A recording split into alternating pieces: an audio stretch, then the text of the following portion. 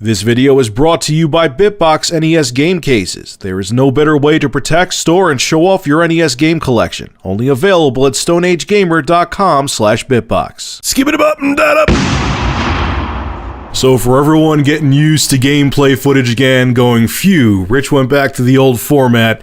Don't get your nipples all soft and pliable and relaxed, because this is only temporary. I bought the other TV to put behind me when I film live news footage, if I could talk today, and I'm going back to the old format.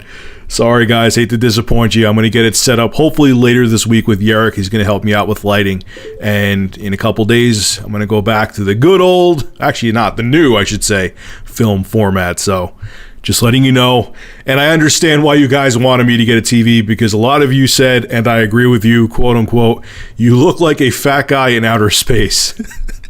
Which I can't deny, having that black background, man. It doesn't work that well. So I'm glad I got this TV. So enjoy the gameplay news stories while they last, because it's not going to last that much longer. Now on to arguably what may be the most depressing news I've ever talked about since starting Review Tech USA. Irrational Games, the studio that made what I consider to be the best series, not only of the previous generation, the 7th generation, but of all time, Bioshock. I think Bioshock Infinite is up there in my top 5 best games of all time. They're no more. They've just made Bioshock Infinite. It was critically acclaimed. It sold well. But Ken Levine, the guy who runs the studio Irrational Games, he's shutting it down. I think there's like 15 people left. He laid off a crap load of them. And this is his reason as to why he is doing this. While I'm deeply proud of what we've accomplished together, my passion has turned to making a different kind of game than we've done before. To meet the challenge ahead, I need to refocus my energy on a smaller team with a flatter structure and a more direct relationship with gamers.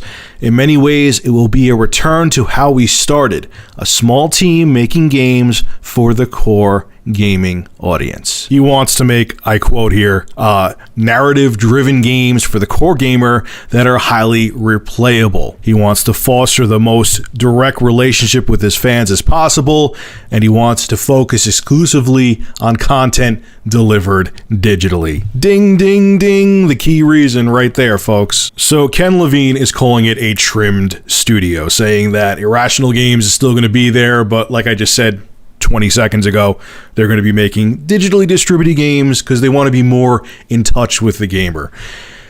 I really want to believe him because I really like this guy, but the realist, and I guess you could say the pessimist in me, is he wasn't making it was too risky to make the big AAA games like Bioshock Infinite, and to go back to your quote-unquote roots is cheaper and there's less risk.